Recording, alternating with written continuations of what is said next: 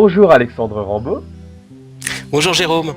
Merci d'avoir accepté l'interview sur Pourquoi entreprendre, interview grâce à ce fabuleux outil Skype.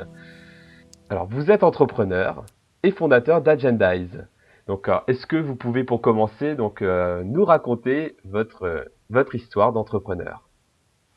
Voilà, donc pour arriver à mes 47 ans, donc ça fait plus de 20 ans dans les nouvelles technologies entrepreneur. J'ai commencé à l'université, en fin de compte, je crois. Première fois que j'étais entrepreneur, c'est quand j'étais président de la junior entreprise. Et essayer de faire passer de 150 000 francs à 1 million de francs, ce qu'on a fait en une année. Et puis après ça, j'ai fait un parcours pendant une dizaine d'années dans des grandes entreprises comme L'Oréal, la Barclays Bank et Oracle en informatique. Mais je m'aperçois après coup qu'en fin de compte, chaque année, ou tous les 2 ans, je changeais de poste. Et que j'étais chaque fois pour développer des nouvelles activités.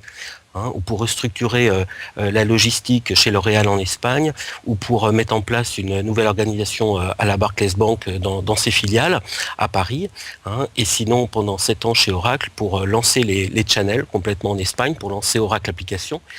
Et puis après, pour vraiment développer. Donc tous les ans, tous les 2 ans, j'ai changé de rôle. Généralement, je faisais 1 an plus tôt déjà le rôle en parallèle à mes propres responsabilités.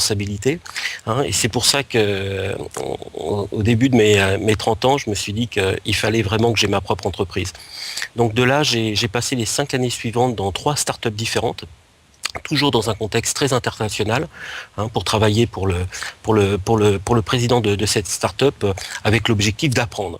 Bon, en fin de compte, avec le recul maintenant que j'ai créé depuis 8 ans Agendize, juste avant mes 40 ans, je me suis dit que j'avais encore l'énergie de pouvoir monter et de réaliser mon rêve et avoir une belle entreprise de technologie au niveau global dans plusieurs pays. Je me suis aperçu d'une chose, en fin de compte, c'est que ça sert à rien de travailler pour les autres. Plutôt on démarre sa carrière d'entrepreneur avec sa propre entreprise, mieux c'est la meilleure école d'apprentissage. Super, maintenant Agendize a 8 ans, Oui. c'est quand même une entreprise qui n'est plus une start-up, qui est déjà up, disons, pour nous le dire. Est-ce que vous pouvez nous en dire plus sur Agendize? Oui, alors Agendize, c'est une plateforme web. Nous sommes éditeurs de logiciels en mode software as a service. Et ce qu'on offre, c'est une plateforme d'interaction web pour les clients. Donc, nos clients sont des TPE, PME et des très gros comptes, comme des très grosses sociétés d'assurance, de banque ou de télécommunications. On a des clients dans une vingtaine de pays. Et ce qu'on leur permet, c'est de leur générer plus d'appels, plus de conversations, plus de rendez-vous, pour leurs équipes. Donc d'avoir plus d'interaction avec leurs propres clients. Ouais, donc c'est vraiment mettre Internet au service de l'interaction entre l'entreprise et ses clients. Tout à fait, Jérôme. Le point pour moi, c'est que Internet est parfois un petit peu froid, ou les sites Internet, les applications mobiles sont un petit peu froides, et il manque une véritable dimension humaine. Et ce qu'il faut, c'est en fin de compte pousser les gens à interagir avec vous. Comme dans tout business normal, dans la vie réelle, ce sont des interactions humaines. En revanche, Internet pourrait être perçu parfois comme une barrière un peu glacée, et ce qu'il faut, c'est au contraire utiliser la technologie d'Internet pour favoriser et développer les interactions.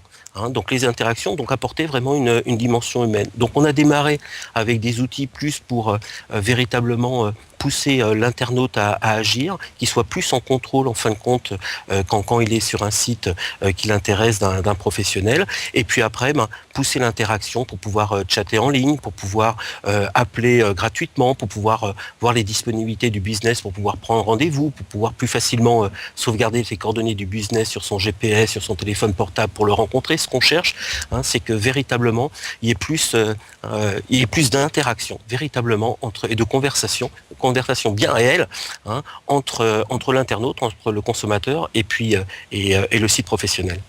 D'accord. Et justement, en quoi cela est important pour un entrepreneur ou pour un dirigeant de TPE, PME? la chose la plus importante, je pense, pour tout entrepreneur, et particulièrement pour les TPE PME, c'est être en contact avec leurs clients. C'est savoir ce qu'ils veulent, est-ce qu'ils sont satisfaits des services et des produits qu'ils offrent, et puis également de s'assurer de la fidélité, de la loyauté de leurs clients. Et pour ça, il faut parler avec eux. Faut anticiper leurs besoins. Et puis, en tout cas, quand ceux-ci ont envie de communiquer, que ça leur soit facile. Mais offrir le bon canal. La plupart des sites internet, malheureusement, offrent quand on a démarré des formulaires. C'est uniquement des formulaires. Formulaire, c'est froid, c'est pas instantané ni rien. Alors que la parole, la vidéo, l'interaction, le chat, le rendez-vous en ligne ou hors ligne, c'est vraiment de l'humain. D'accord ? Et donc, tout entrepreneur, il n'a qu'un seul intérêt, c'est avoir le maximum de contacts avec ses clients potentiels et avec ses clients. Donc, c'est ce qu'on essaye de favoriser. Ok, c'est un chouette outil, tout ça. Et justement, si vous auriez un conseil à ces entrepreneurs ou à ces dirigeants pour leur aventure entrepreneuriale, quel serait-il ? La première chose, c'est lancez-vous. D'accord ? Jamais tout ne peut pas être tout réglé, tout ne peut pas être peaufiné. Si vous pensez garder le plus longtemps secret ce que vous avez développé, surtout nous on est dans les nouvelles technologies et autres, non c'est pas ça. Ce qu'il faut c'est se lancer. La deuxième chose, ne vous lancez pas tout seul. Ce qu'il faut c'est avoir plusieurs moteurs dans l'entreprise pour pouvoir vraiment aller le plus loin et le plus longtemps possible. D'accord ? Donc ne vous lancez pas tout seul et cherchez la complémentarité. Vous avez des points forts, certainement, qui peuvent être des points ou de technologie, ou des points financiers, ou des points commerciaux, ou des points de gestion, d'administration, ou de management. Sachez être complémentaire. Personne n'est parfait. Donc, ce qui est important, c'est trouver dans d'autres partenaires cette complémentarité. D'accord ? Et puis un point fondamental, c'est être à l'écoute des clients.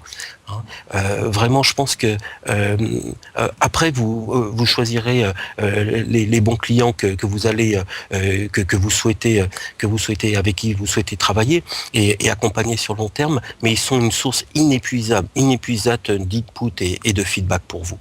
Donc allez-y. Maintenant, moi, je pense que le métier d'entrepreneur, c'est un métier extrêmement riche, extrêmement séduisant parce que vous allez rencontrer un nombre incalculable de personnes différentes, avec des métiers différents, que ce soit des actionnaires financiers, que ce soit des politiques, que ce soit des organismes parapublics qui vont pouvoir vous aider à financer, à démarrer ou à subventionner une partie de votre activité, que ce soit des partenaires commerciaux qui vont vous aider à commercialiser, que ce soit des employés, des collaborateurs. Donc c'est une richesse extraordinaire. Donc commencez le plus tôt possible. Si vous sentez que vous avez cette fibre-là, faites-le, il n'y a pas mieux. Une autre chose, une autre recommandation, ayez toujours un plan B ou un plan C. Ça va jamais toujours aller dans le sens où vous le souhaitez, mais il faut que vous anticipiez tout ça. Donc prévoyez ça, ça vous donnera une certaine tranquillité pour aller toujours travailler votre plan A et qu'il soit un véritable succès. Ok, super, merci beaucoup. De rien, Jérôme. Et nous souhaitons une très bonne continuation sur Agendai. Merci beaucoup, à très bientôt. Merci, à très bientôt.